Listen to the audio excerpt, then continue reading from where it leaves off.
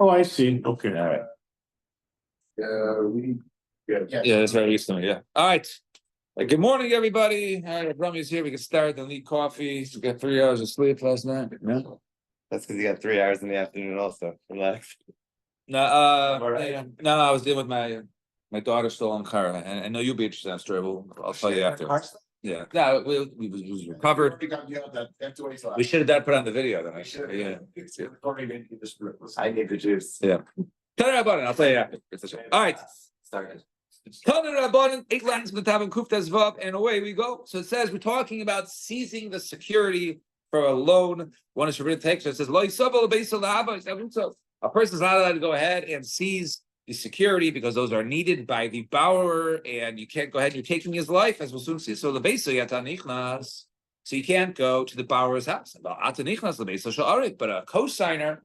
So that the Torah does not warn. So it appears that you can go to the co-signer and go ahead and take from him. It says, so it says there, right? You can go ahead and take his garments because he's the guarantor or the co-signer. There's another pasuk, a longer pasuk in Mishlei, or two pasukim. I'm actually going to darshan. So and there's other stuff also involved in that pasuk. It says, "B'ni says if you've basically been a guarantor for your friend, you should open your palms. We'll soon see what that means. And it basically, if you hurt him with words, you'll have to go ahead and appease him. We'll see. Those do this. This is still the psukim. Afo b'ni v'hinatzel. Right? Follow this, and you'll be saved.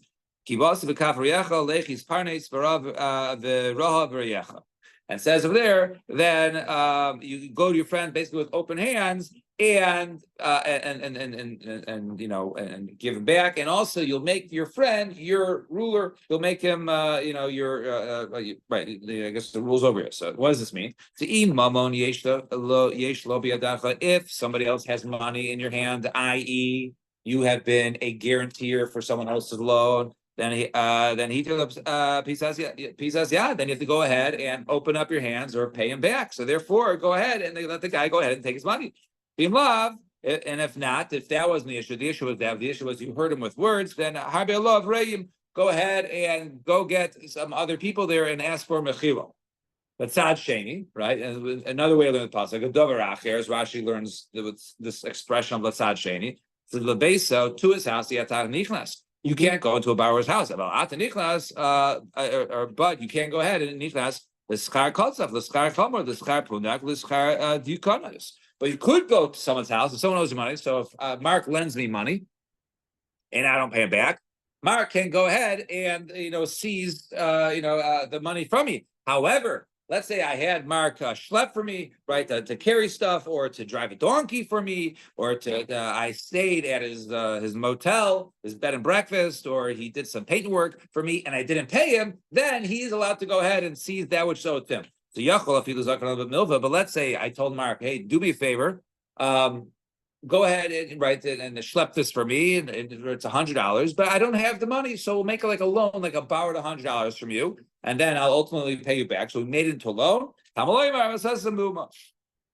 Therefore, we learn from the pasuk that says no, only something that if anything was made into a loan, even if it was made into a loan afterwards, then you can't go ahead and seize it. So if it was made into a loan, you can never seize it. But even if it was overdue, but if it was made, if it was your work for the day, and I was supposed to pay you, then you go ahead and seize the money. Fine. Next mission. Then there's no selling either. Right. Then there is no violate. Right. If you owe the money, then there's now no issur of taking the security from the individual. Now, Zak the Mishnah, Almana bein shianiya bein shiashira ein mishkinaisa. A widow, right? A woman who's basically a single woman, right? Machlekes, whether a divorcee would also apply, but the Torah says Almana bein shianiya bein shiashira ein mishkinaisa. Can't do it. The pasuk says leisachbol beged almani. You should not go ahead and seize the garment of a widow. So Tana Rabbanim, Almana. So speaking of Almana, this is going to be the same sheet as the Mishnah. So bein shiyaniya bein shiyashira ein mishkinaisa. This is Rabbi Yehuda, just like a Mishnah. A widow, whether she has money, she's rich. In other words, she doesn't need the security of her name. Kuftas Vav Amid Aleph. We just started we're the second wide line. Whether it doesn't, whether she's right, she doesn't need her. She wears multiple pajamas, so she doesn't need it for life. She's wealthy, or even if she's poor. you can't go ahead and seize that as the security. However, Rabbi Shimon Aimer, Ashira, when it comes to a wealthy woman, Mashkin and Isa, you could go ahead and seize her garments. But a poor woman, then you can't go ahead and seize her her garments as the security for the loan, which is Rabbi Shimon is not like our Mishnah. Right? Because what's the issue here? Because you have to go ahead and return it to her. Right? Because what's going to happen if you go ahead and seize it, then you seize it, but then she needs it at night. So you return it at night, and you come back and pick it up in the morning, and you come back at night and put it in the morning. So a poor woman, right, who needs it for the night, you're going to be visiting her house every single evening. So all of a sudden, there's going to be rumors that this lady has a gentleman caller, right? So therefore, in such a case, right. So therefore, in this case, so when it comes to a poor woman, since Rabbi Shimon, you can't go ahead and seize it because you have to go there daily. But a wealthy woman who doesn't need it daily, you don't need to return it, right? So therefore, Rabbi Shimon says the logic of the pasuk, will not prohibit taking that. And so the Meimer Rabbi Yehuda lo darish tamid dekra, Rabbi Shimon darish tamid dekra. Are you telling me that Rabbi Yehuda does not darshan the reason of the pasuk, and Rabbi Shimon does darshan the reason of the pasuk, right? Which is our standard, which is our normal understanding of this. We have actually another case that seems to be opposite of this. That Rabbi Yehuda is going to be Mefarish Tam of the Kra. Now, Mefarish Tam of the Kra, right, means like you use the logic that you assume what the logic of the Torah was, and you apply the logic to the case. So let's say the Torah says, "Thou shalt not punch someone in the face." So we darshan because you're going to get the person angry. So let's say someone says, "Do me a favor. I need you to punch me in the face." Right? Please, I'll be happy if you do it. So if you say we take the Torah says we're not Mefarish Tam of the Kra, Torah says thou shalt not punch in the face. So therefore you can't go ahead and punch it. If you say the reason is to make him upset, but here it's going to make him happy, then it would be allowed to. Right? So that would be Rabbi Shimon who's Mefarish Tam of the Kra.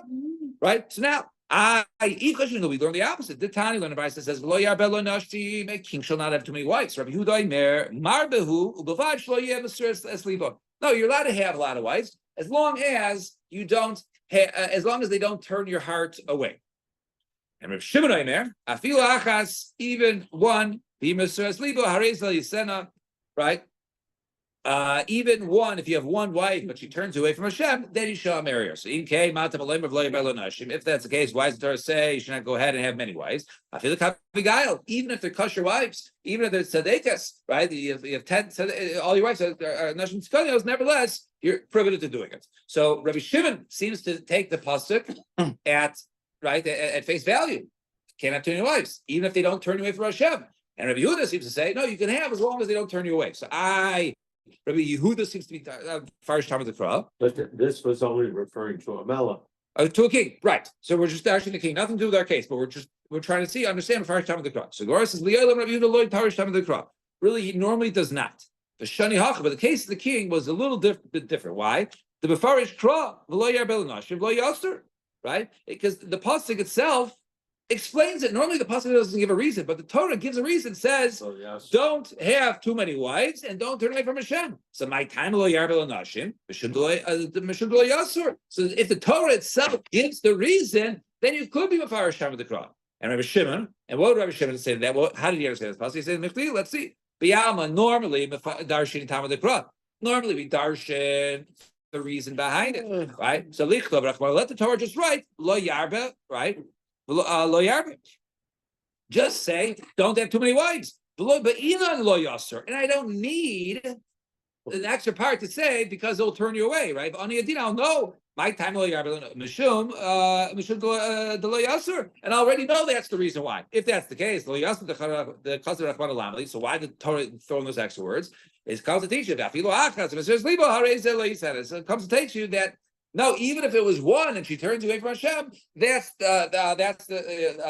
would be the answer. And the other answer is that you can't have too many. So according to Rabbi Shimon, since the Torah went out of its way to explain the logic, it's obvious that the logic goes for something else and is not applying to don't have too many wives. That is at face value. And the other one is you can't even have one wife who turns you away from Hashem. Fine. Naya Mishnah at the bottom of Kuf Tes Vav Amud Aleph. Mishnah says, So one who goes ahead and he seizes a millstone. Now the way a millstone works is you have the large stone at the bottom millstone, and then you have something on the top that is used right on top that's used to crush the grains in between. It's movable. So now if you go ahead, well, I guess both of them, I guess you're strong enough, right? Like a safe, right? So you're actually chayiv. You're actually, if you steal the millstone, which is the upper stone and the lower stone, you're actually chayiv for two lavish. The pasuk says, "Lo rechayim v'rachev." Right.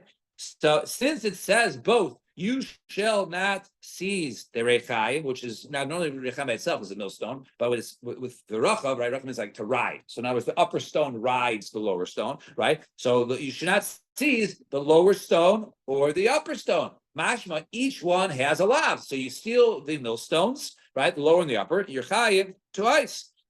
And not only for that, and anything that is needed for one's for one to maintain his life. Because if you go ahead and you seize his millstone, you're seizing his soul, right? A little dramatic, but you're seizing anything that is part of someone's daily life. You can't go ahead and seize. So therefore, you also violate the other end of the pasuk, because if you look at the pasuk, those are the articles on the side. It says Lo yachbo rechai v'rechav ki nefeshu chayva. Right? It's like the extra lashon. Right? Don't go ahead and seize the lower stone and the upper stone because he's seizing his soul. Right? So let's see the Gemara now. Once again, we're going to have a nice geschmack machlokes and with a comparison. So Amar Rav Yehuda. Says Rav Huna, one who goes in and steals a rechayim like a shnai. If he steals the lower stone, he gets two malchus. Mishum rechayim because of stealing the lower stone. Mishum kinefeshu, and also the extra one of he's stealing something which is need for someone's daily life. Rechayim v'rechav, he steals both the lower stone and the upper stone. Like a shalosh, he gets three sets of malchus. Mishum, because the mishum rechayim is one because of the lower stone. The rechav, that's two the upper stone. And mishum because of the one stealing a sustenance. Rav Yehuda Amar, and Rav Yehuda say no. So that was Rav Huna. Let's remember that. Rav Huna says three. Rav Yehuda Amar Chavar Rechaim, go ahead and steal Rechaim like achas. You only get one. The Rechav, or if you steal the lower stone, you only get one. Like achas. Rechaim the Rechav like a shtaim. You only get one for the lower stone, upper stone. You do not get for the extra words of the pasuk according to Rav Yehuda of the last words of kinefeshu chayva. That does not add another set of malchus, right? And kinefeshu chayva, that part of the pasuk kinefeshu chayva comes l'shar dvar mudiyasa. It comes So he does darshan both. Rechaim and Rechav, but he doesn't use the last part for the l'shar dvar mudiyasa. It comes from other issues to teach you the other things that not just millstones, but anything that's used for daily. That he needed for his let's say his water jug. So that was the machlokes. Rav Huna says the extra words add a set of malchus, and Rav Yehuda says the extra words do not add a set of malchus. So the Gemara says, "Lema by the Rav of the Rav Huna of Rav Yehuda." Let's say that this same machlokes of whether we darshan this for an extra lav, top of the page of Kutas Vav days, right, is the same machlokes as Lema by and Rav has the same argument as Rav Huna and Rav Yehuda to Biflagi. And what was their machlokes? Rav and Abaye. So Dama Rava achal no. So a person eats something, right, partially roasted. Now the pasuk says over there, al tochlu menana, right? It says over there, do not eat on Pesach night, the Seder night, anything partially roasted or cooked in water. You shouldn't eat anything that's not completely roasted. Okay, so now the words of the pasuk, eating anything that's not completely roasted, actually, if you eat something that's boiled in water, is not completely roasted. So I already know that, right? So, but the Torah says you can't eat something partially roasted or boiled in water or anything that's not completely roasted. So really, the words anything that's not completely roasted really includes the other two, right? So Rava says, if one goes and eats something which is only partially roasted, then lokesh time, he gets two sets of malchus. Mashumna, because of eating, because he ate something which is partially roasted. Because he violated something that was not, thou shalt not eat something that's not completely roasted. So he uses the extra words to add a lav.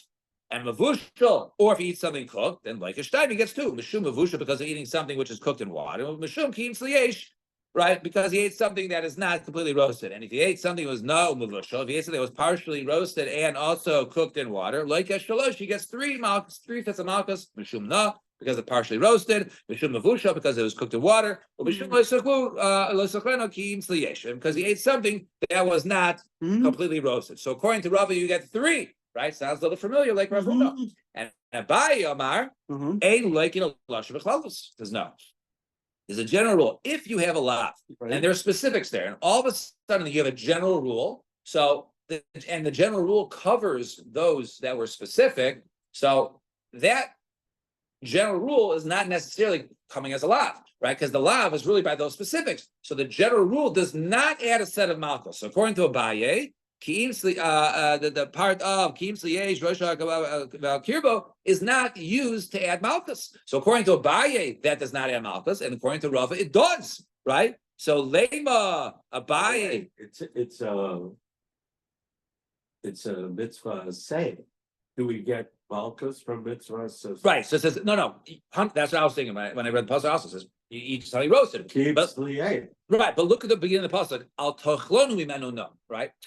Now, since it's do not eat anything that's this, that's partially roasted or cooked, or anything that's not roasted. Right. So so it's really a lav. Right. It's like it's a lav to eat something. Right. You can't eat anything that's not completely roasted. Right. So therefore, right, that creates the loisus. I was thinking like you, I understand it's an assay. Why should you get malchus or assay? But that was right. So negative equals a positive exception. Right. Yeah. Or it could be that all these Taisus, I didn't look into the Taisus. It could be that maybe there's some random Taisus for that. But fine. But very good.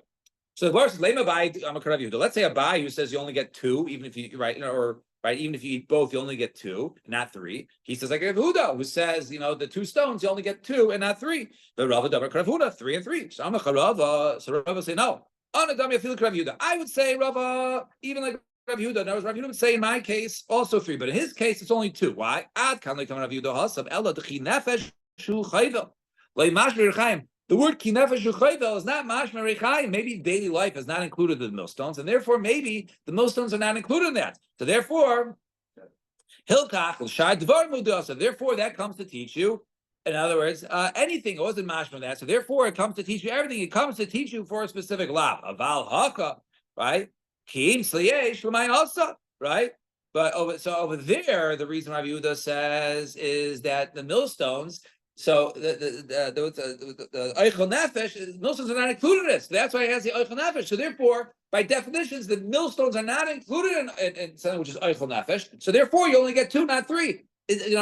Stealing millstones does not violate Eichel Nefesh, and that's the reason why Rav Yehuda says you only get 2. Not because it doesn't add a lav, it's because millstones are not included in the lav of Eichel Nefesh, aval haka. But in the case of Tzliyesh, also, why does it come to say you cannot eat anything that's not roasted, right? Shmami, no, it must be lalav, it's a lav. Therefore, maybe Rabbi Yehuda would agree to me, says Rabbah. The Abaye said, no. Opposite. Rav Huna. Right, Rav Huna, who says you get 3 in the case of the millstones, would actually agree with me that you normally don't get, in this case, lav shebechlavos, right? So in K, so I can't like come Rav Huna Hasam. Only Rav Huna said you get 3 of there. Hasam el b'chi nefesh hu chayvel yisera. That is completely extra. Who? At the top of the page, in the cave of the Yisera, and since it is extra, since it is extra, we'll include it in the millstone Isser, and therefore you get 3 of Al Haka. But in the case of Pesach night, the Karm Pesach of Al Haka, Kim Slayesh, Lav Yisera, it's actually not extra. And that's what you don't get out. And in Boile, we actually need for something else. Look at the time, we're going to the price, it says, Bishashi Yesh Namkuma Chod Sli, right? By the time it was an assay to go ahead and eat sleeve, Yeshua Baltaiklu. No, right? Then there is a light assay not to eat it partially. And but if there is no assay to go ahead and eat it, i.e., it's not Seder night, then no, then there is no violation. So therefore, it comes to teach you that there is no There is no light assay, right? When the assay doesn't apply of eating roasted, right? So there's also an assay to eat the roasted. So therefore, Therefore, those words are not superfluous; they're not extra, and therefore they teach you another drasha, and therefore they're not coming to give you a set of malchus, and that's why Abai says you only get 2, not 3. And Tanya Kabbalah Rav Yehuda, we have a Bryce in support of Rav Yehuda who says in our case you only get 2 and not 3 when you steal the double millstones. So it says, and in other words, you specifically get 2 if you steal them both. It says Chavel Zug Shel Svarim. Can't pronounce that word. Saparim, right? Saparim. I guys gets haircuts, right? A barber, right? So Zug Shel Saparim, that Semet Shel Paros. Saparim, right? So it says, like a safar, right? Saparim, right? So it says, so you steal the scissors of a barber, or let's say the yokes, right? You have at least 2 oxen go ahead and pull the plow. So there used to be 2 attachments that put together, but you can't really plow with one. You need 2 because they work off each other. So you need 2, right? So it's like, once again, it's like a double utensil, right? That's used for one purpose, just like scissors are. Scissors are 2 pieces that attach, and they're used to go ahead and cut. So one who goes and steals the scissors, or he steals the plows or the yokes. Each time he's chayiv too. But he only steals one of them, then he's only chayiv for stealing, let's say, the left part of the scissor or the left part of the yoke. But Tadidach, another surprise, it says,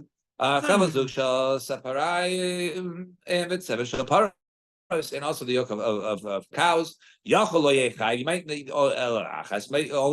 chayiv for one stealing the scissors. It says you should not go ahead and steal the upper millstone, the lower millstone, and the upper millstone.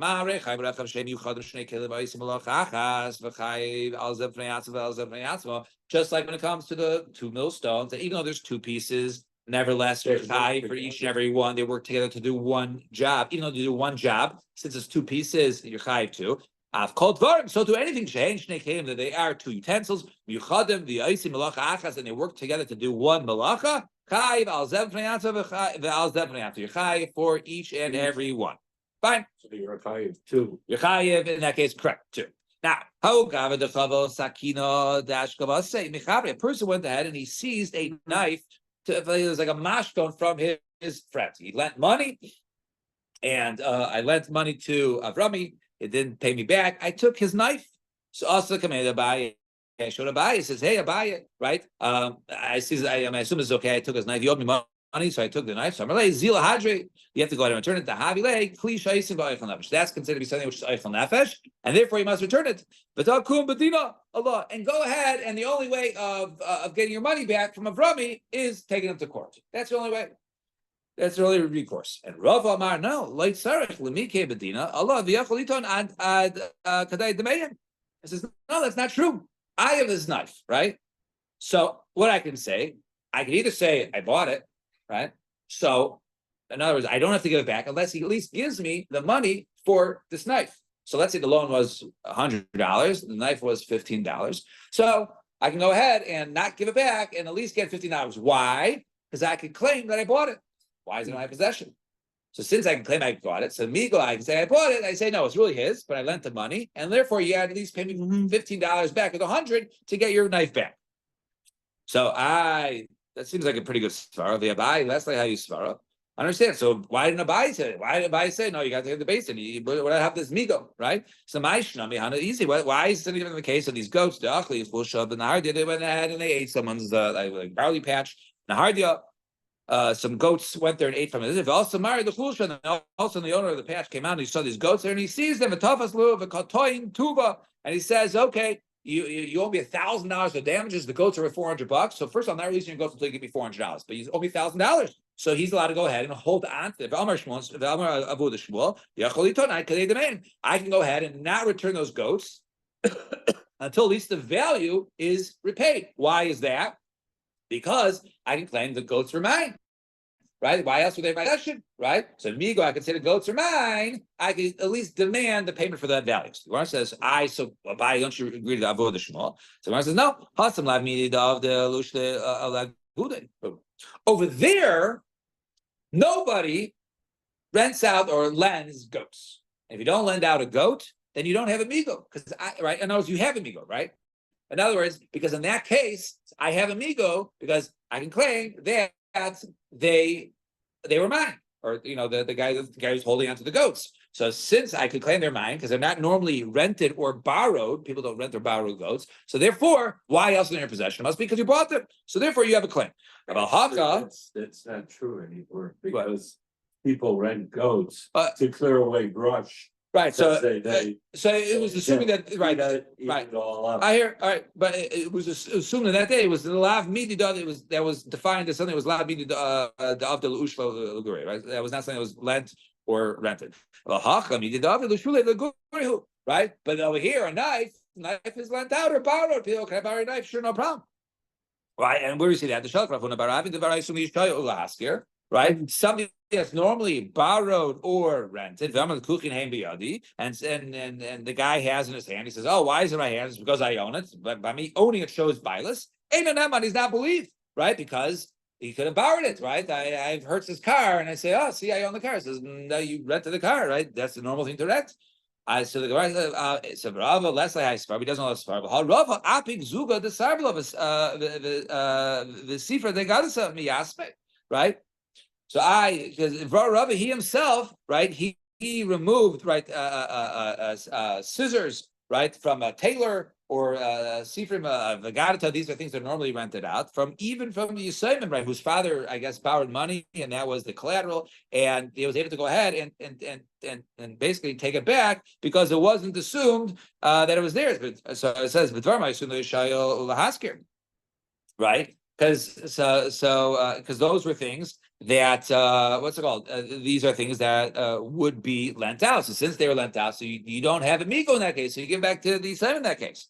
So hi Nami. So I went back in this case with the knife. So why can't he keep the knife, right? And say that right, in other words, why isn't it considered to be something that he's eight and Emma to say it's mine? Why is he allowed to go ahead and keep the knife at least until I get back my $15? So hi Nami came on the me palga kapti inshi loy mushi. This wasn't just a knife to go ahead and cut my steak dinner, right? This was actually a knife that was used for shkita. And therefore, people don't lend out their shkita knives, right? They don't know how, because if there's one nick in it, it would ruin it. So people don't lend it out. So therefore, the knife, right? Why else, right? Since it's not lended out, so therefore, someone who has the knife, right, is believed to say that.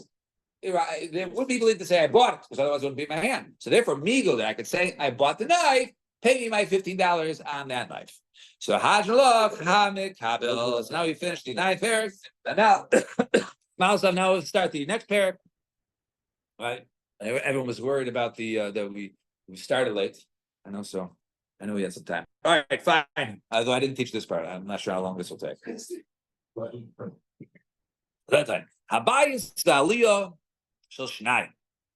So you have House and two house and basically a two flat Shel Shnayim that are owned by two different people.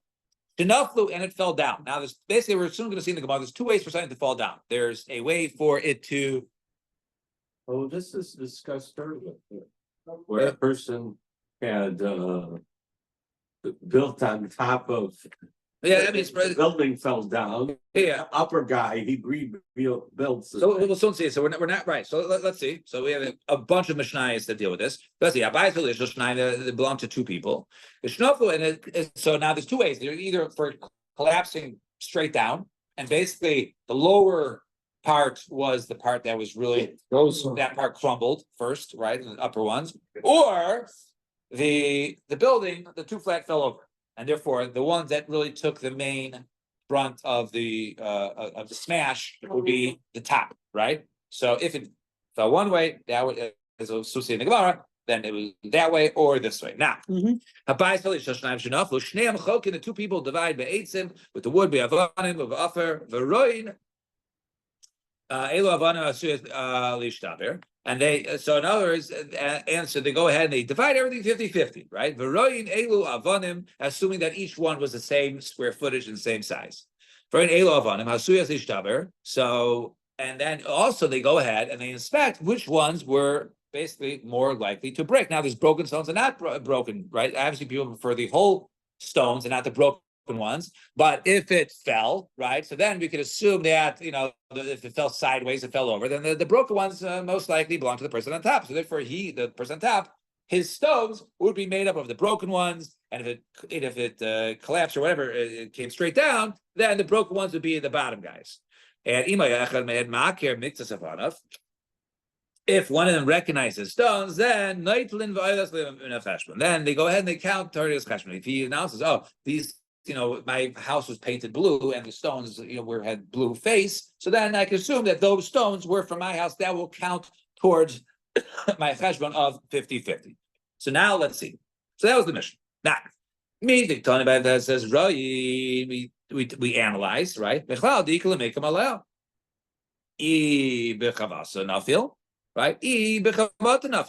can go ahead and establish, right? Whether it fell from pressure, right? From falling straight down, or it was pushed over or blew over, right? Like in last night's storm, right? If that's the case, so Resha my Cholkin, why should you have to go ahead and divide it 50-50 exactly?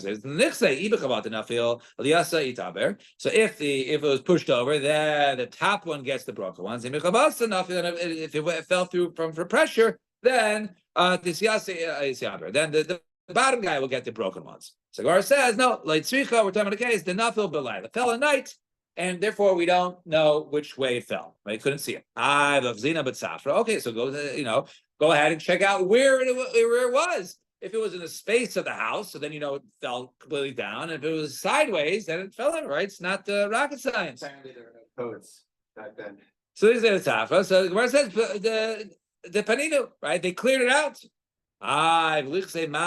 Okay, so go ahead and ask whoever cleared it out. Well, the Shiloh and ask him. The paninu b'nei reshus rabbi. So people from the public came. Also, they left. Right, random people came over. They cleared it out. Oh, the rabbi moved it, and we'll soon see where they moved it, and then they left. So let's go ahead and let's see where these stones are. So assuming that each one of them own the property. So if Rami and I had the two, actually use the Rami a lot today. Randy and I, right? We had the Randy and Mark. We'll go Randy and Mark. They share the two flats, right? So see where the stones were cleared out to. If they were cleared in the Mark's property, then we'll say. So if that's the case, so then we'll say, you know what? Randy has to prove that some of the whole ones were his. Otherwise, Randy will get all the broken ones because Mark is the muchza, and Mark will get all the whole ones, right? So just see whose property they're in, right? So even though, this is right. So the logic over here is normally the halach is wherever the possession sits, the other person who wants to take has to bring proof. So therefore, if it was cleared out into Mark's yard, then it will be asked. The Gemara says, no, like of course, right? Right, we're talking about a case of where it was cleared out into a yard that was shared by both Randy and Mark, and there is no muksa. See, hachi is inami or b'shus rabin, or there's a rabin, or v'boy sema shudvin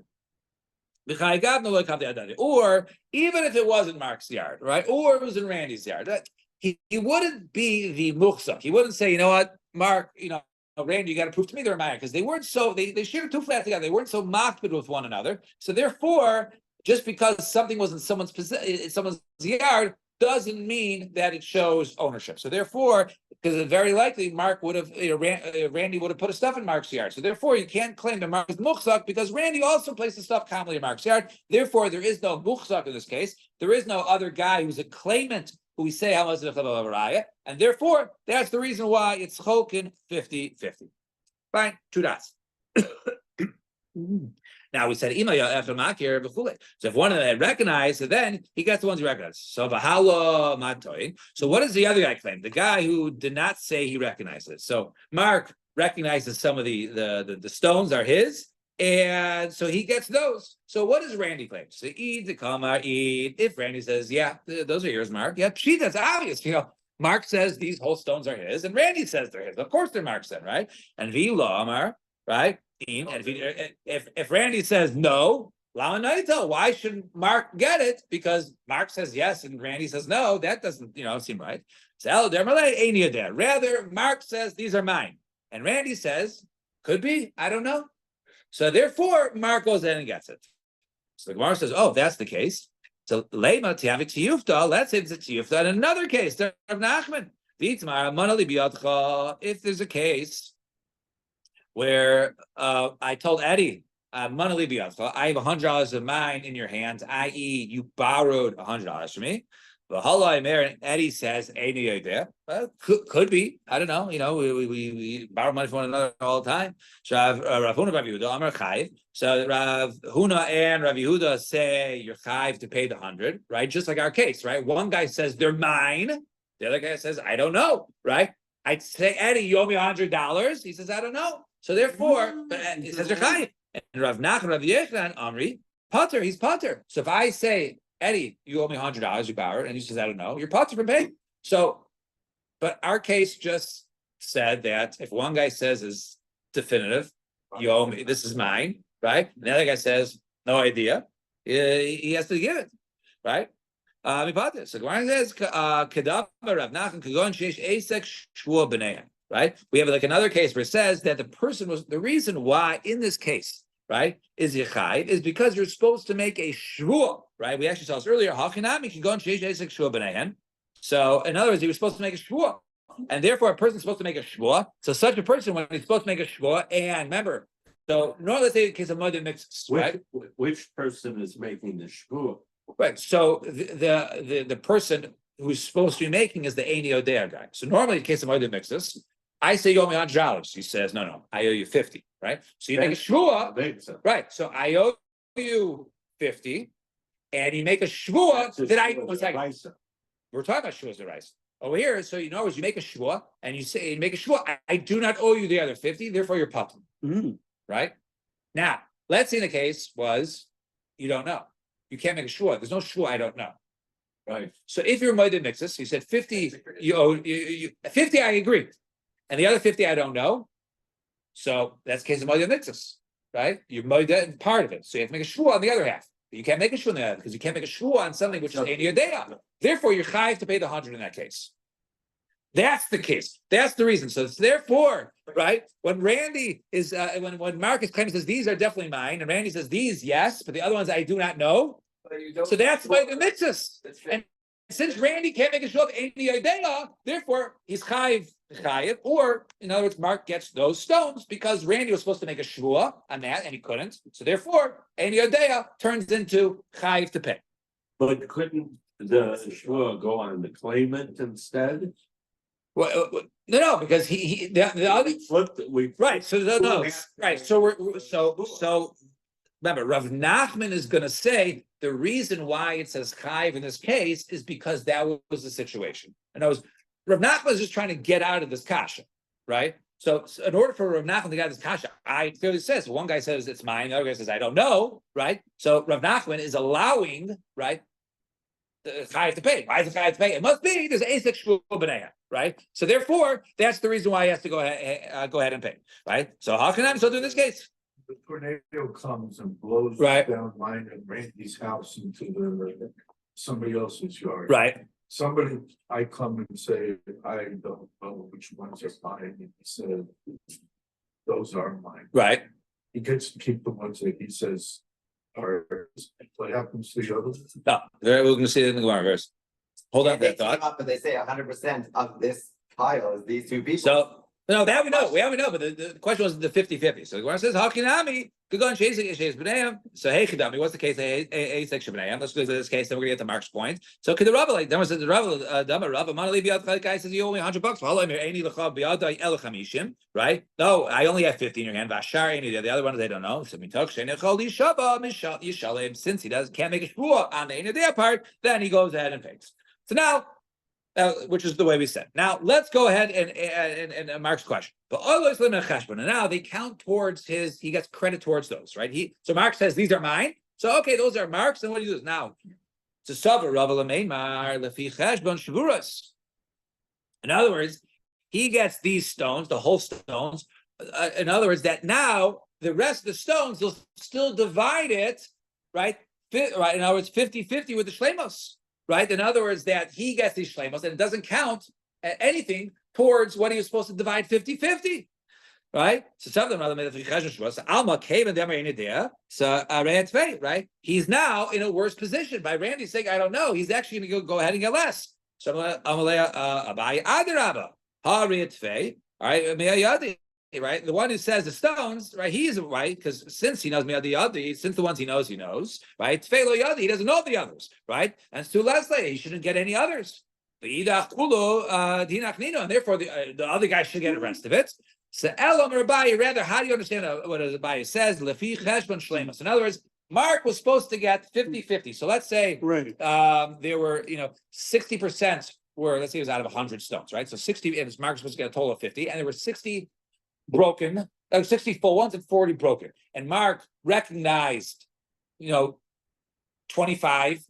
So no, right. So he's supposed to get the whole of 30. Mark recognized 25 whole stones. So he gets another 5 whole stones to be 30. And then he takes 20 of the broken stones. So now it gets included in his cheshbon, right? He doesn't get anything extra by identifying it, right? He just gets those towards his total count. The total count does not change by identifying it out. We already know that it's 50-50 because it was the same square footage, right? No one had more than the other one, right? So therefore, by knowing, it doesn't give you an advantage at the end of getting more stones. So the Gemara says, "It's Casey Haki, my Kamahani. Why does Mark care then? Who cares? Identify or not?" So the Gemara says, "No." Obana Rafka, let's say they were used for a wider frame, Inami or Tina de Meavda, or maybe it was better clay that was used in those stones. We know those stones are his. For whatever reason, he gets those stones. Those might be better quality stones. So he gets those stones, right? So he identifies them, he keeps them towards the cheshbon, but Mark does not get anything else by identifying some of his. He just gets the ones that he knows are his because maybe those will be easier to use in the future. Fine. Next case. Here's a fun case. This is why the joys of being a landlord. Abayis ve'aliyah. So there's once again there's a house downstairs, a 2-flat, a guy downstairs and a guy upstairs. Right. So now let's say the upstairs guy is the renter, right, and the downstairs guy is the owner. And let's say the ceiling breaks through, and the landlord says, "I'm not fixing it." Right. So habayis ve'aliyah nitcha haliyah ve'ena balabayis v'tzelesakin harei baliyah yari v'dar lamata. The guy says, "Okay, I'll come live with you," right? Until he goes in and fixes it. So, okay, I can't live upstairs, so I'll live with you downstairs, right? Move over. No, they do it if it's owned by the person. In other words, the guy downstairs has to go ahead and pay for his ceiling, and the guy upstairs has to pay for the floor. That's the responsibility of the floor. Even though he's the tenant, he pays for the floor, and the guy downstairs has to pay for the roof. So the Gemara says, now, how much are we talking about that it opened up? So Rav Omar Beruba, a majority of it opened up, it's inhabitable, and therefore I'm going to move completely downstairs. However, Shmuel Omar Be'arba, right? Shmuel says, no, even 4 tefachim. 4 tefachim, you can't use that space. My dresser was supposed to be there, it fell through. So I'll put my dresser downstairs, and my dresser will be downstairs, and I'll be sleeping upstairs, right? So, or that could be a svar. We'll soon see whether you move downstairs for that dresser or not. So Rav Amar Beruba, Rav says on the majority of Abar below, but if it's only 4 tefachim, then no. Adam Dar Then he says, if it was only 4 tefachim, it was not a majority. You can leave the dresser downstairs and live upstairs because it was not Meruba, and therefore a person he can live downstairs is my dresser and upstairs is I live, right? According to the other opinion. Shmuel says only 4 tefachim. Since he has to put his dresser downstairs, he's not expected to live upstairs with his clothes downstairs. So therefore, he moves completely downstairs. So even for a whole 4 tefachim, right? So then he would even go downstairs. So hey, Kedami, I understand. I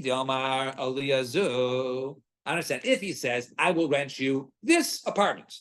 So Azda, right? It's gone. It's no longer there. This apartment is not there. So you skedaddle and you don't have to live in my house. Go find other housing. I just promised you this apartment, right? So therefore, El Damarle, he says, I'll rent you an upstairs apartment. So look at that crazy. Let him go ahead and rent them out another apartment. So you guys have multiple apartments. Let him rent out something else. Why you have to move into my house?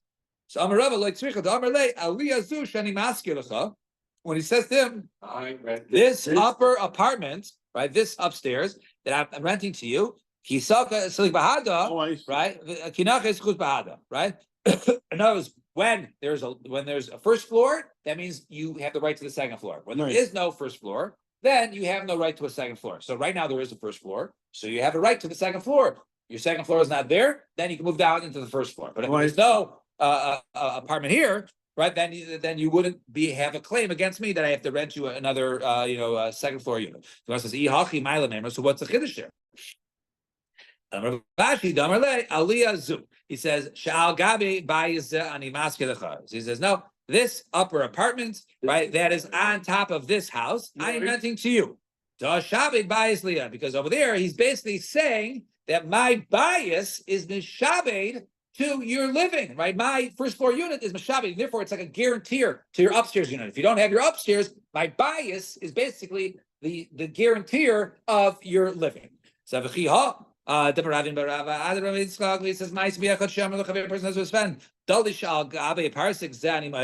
to sell you this vine that's on this peach tree. The nekar parsing, the peach tree got uprooted. As long as the vine is alive, you have to go ahead and provide a tree because your lashon was right. Since you define the vine, right, based upon a peach tree, you have to provide a peach tree, right? So therefore, so he made in that lashon, we see that by the extra lashon as a responsibility. So over here, I am the responsibility. As long as his house is there, then I will go ahead and provide.